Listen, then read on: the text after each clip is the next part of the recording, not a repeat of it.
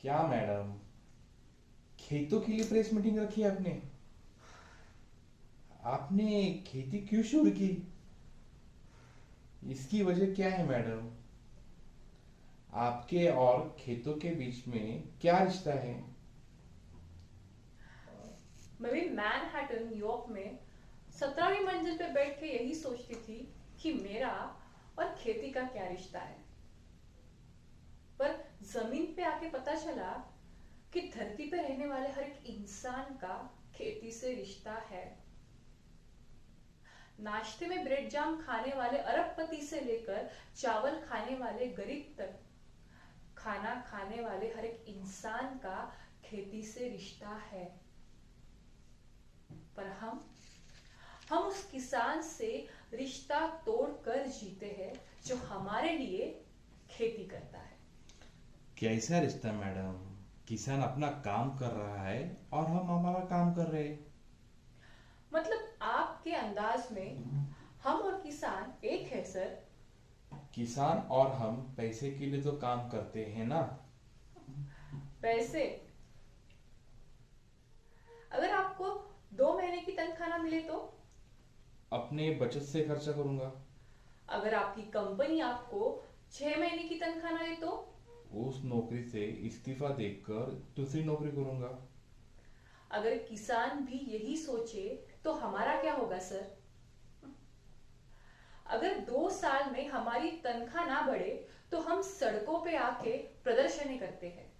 पर किसान किसान अपने बोए हुए फसलों से मुनाफा ना कमा पाए, वो कामयाब होने के उम्मीद में अपने बोए हुए हर बीज में खुद की जिंदगी ढूंढता रहता है।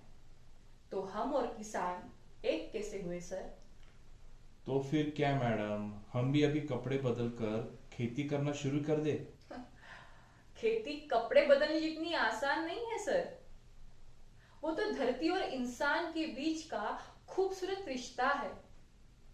एक ऐसा विज्ञान है जिसे वैज्ञानिक भी नहीं समझ सकता, सिर्फ एक किसान समझ सकता है। पर ऐसे किसान की आत्महत्या की हमें कोई परवाह नहीं है। उनकी खबरें अखबार में सिर्फ छपती रहती है। ऐसा किसान जब मरता है ना, तब उनके परिवार का क्या हाल होता है वो हम समझ भी नहीं पाते। खेती करने वाले कम हो रहे हैं और खाने वाले बढ़ते जा रहे हैं। इसलिए बाजार के कीमतों के साथ साथ मिलावटी भी बढ़ती जा रही है। अगर ऐसा ही चलता रहा ना, तो आपके आने वाले बच्चों को जो आप पैसे देंगे ना, उनसे आप हॉस्पिटल का खर्चा भी नहीं कर पाएंगे।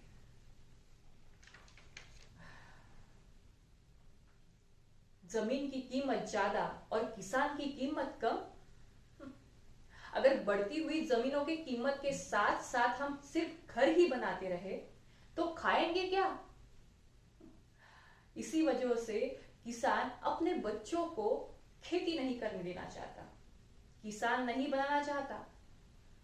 और हमारी पीढ़ी खेती को जानती नहीं है। और आने वाली पीढ़ी को खेती सिर्फ इतिहास के पन्नों में दिखाई देगी। कभी किसान हिम्मत से जीता था, पर आज डर में जी रहा है। पानी ना मिलने के कारण फसल बोने का डर, अगर पानी मिल जाए तो फसल काटने का डर, अगर काट भी ले तो उसको सुरक्षित रखने का डर। इन सभी डरों की वजह से किसान अपनी फसलों को कौड़ियों के दाम में बेचता है और उनसे खरीदने वाले लोग आगे 10 गुना ज्यादा में बेचते हैं। तो खाना उगाने वाला सब खो रहा है और खाने वाले मतलब हम भी हार रहे हैं। और ये सब क्यों हो रहा है?